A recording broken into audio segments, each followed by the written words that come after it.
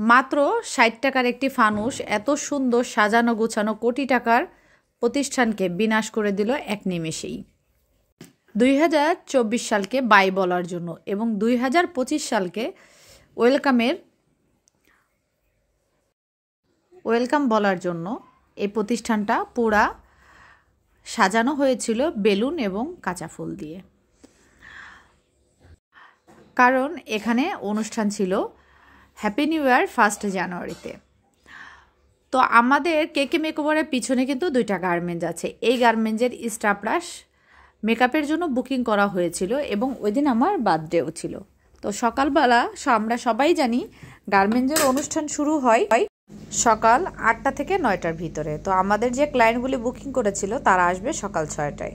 তো অত সকালে মেকওভারে আসা পসিবল নয়, এই জন্য আমরা রাতে ওখানেই স্টে করেছিলাম।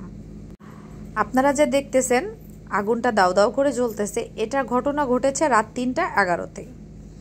রাত 3:11-তে ফার্স্টে ইলেকট্রিসিটি চলে যায় এবং ফানুসের একটি লাভা আসে এই গার্মেন্টসের পিছনে একটি জানালা উইন্ডো খোলা ছিল, সেখানে ফানুসের লাভা আসে। তো ফার্স্টে আমরা কেউই টের পাই নাই যে এখানে আগুন জ্বলতেছিল। এখানে কেকে মেকওভারের অপর সাইডে কিন্তু একটি অ্যানিমেলের হসপিটাল আছে। যারা কেকে মেকওভারে আসে কম বেশি সবাই জানে রাইট সাইডে একটি অ্যানিমেলের হসপিটাল আছে। তো ওই অ্যানিমেলের হসপিটালের লোকজন বাহিরে বের হয়েছিল এবং আমাদের এই মার্কেটটা সেলিম খান মার্কেট দেখাশোনার জন্য যে দারোয়ান ছিল বা আমাদের শামীম ভাইও ছিল, উনি এখানকার মানুষই বলতে পারেন, দোকানদার বলা চলে।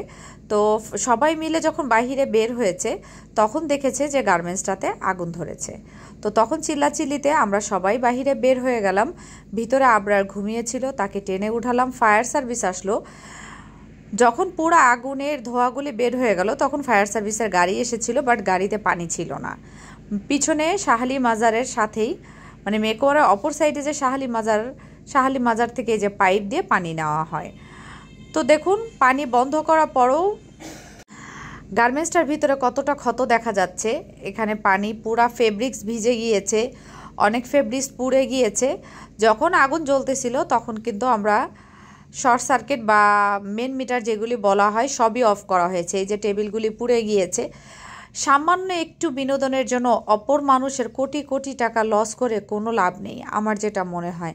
দেখুন, আপনারা আমোদ করবেন, ফুর্তি করবেন, এটা নিজের ঘরের দরজা বন্ধ করে করেন।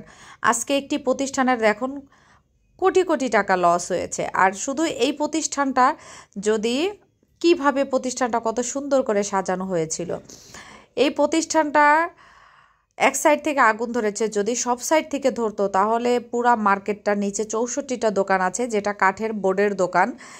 এবং কেকে মেকওভার তো আছে, অ্যানিমেল হসপিটাল আছে, উপরে বিল্ডিং আছে, সব পুরো দাউ দাউ করে প্রত্যেকটা জ্বলে উঠতো এবং প্রত্যেকটা ফ্যামিলি কিন্তু বিনাশ হয়ে যেত।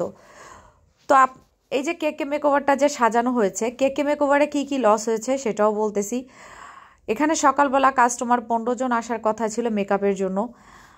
যেহেতু গার্মেন্টসে আগুন ধরেছে কেউই আসেনি। দেখুন সব মেশিনগুলি বাহিরে বের করে দেওয়া হয়েছে শুকানোর জন্য। ওনাদের যত ফেব্রিক্স বা যত মাল ছিল সেগুলিও রোদ্রে দেওয়ার জন্য বের করা হয়েছে। পরের দিন দুপুর পর্যন্ত আমরা কারেন্ট বন্ধ করে রেখেছিলাম, যতক্ষণ পর্যন্ত না গার্মেন্টসের কারেন্টের লাইন ঠিক হয়েছে। দেখুন কয়েক হাজার মাল, যেটা প্যান্ট আছে, কয়েক হাজার মাল ওনার নষ্ট হয়ে গিয়েছে, যেগুলি উনি রোদ্রে দিয়েছিল। কারণ এগুলো তো অ্যাসিড পানি দিয়ে ওয়াশ করে ঠিক করার জন্য। পুরা বিল্ডিংটার যে সেকেন্ড ফ্লোর, দেখুন পুরা বিল্ডিংয়ের সেকেন্ড ফ্লোরটা গার্মেন্টসের মালগুলি বের করে দিয়েছে ওনারা। অনেক ক্ষতি হয়েছে, যেটা বলার বাহিরে। আর আমার কেকে মেকওভারে যেটা ক্ষতি হয়েছে সেটাও আমি আপনাদের বলতেছি। কেকে মেকওভারে খুব পছন্দের 5টা লাইট নষ্ট হয়ে গিয়েছে।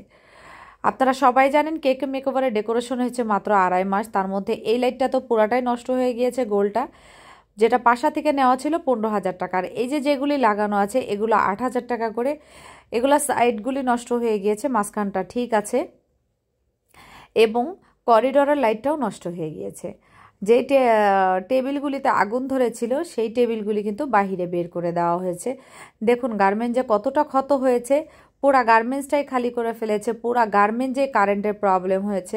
পুরা গার্মেন্টসেই কারেন্টের তার এবং লাইট সব জিনিসই বাস্ট হওয়া থেকে পুড়ে যাওয়া অনেক ক্ষতি হয়েছে। দেখুন কত সাজানো গোছানো একটি প্রতিষ্ঠান মাত্র সামান্য কিছু আনন্দের জন্য নষ্ট হয়ে গেল। কোটি টাকা নষ্ট করতে কিন্তু 60 টাকাই এনাফ ছিল। তো প্রিয় ভিউয়ার্স, আমি কাউকে উদ্দেশ্য করে কথাগুলি বলি নাই। আমি চাই আমরা আমোদ ফুর্তি যে যাই করি সবাই সতর্কতামূলক করি, একজন আরেকজনের বিপদ টেনে না আনি।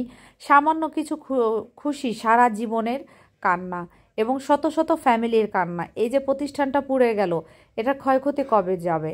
এটার সাথে সাথে কেকে মেকওভারের স্টাফ খুব পছন্দের একজন মানুষ আমাদের সবার, তারও হাত ভেঙে গিয়েছে কারণ এই পাড়াপাড়িতে দৌড়াদৌড়িতে।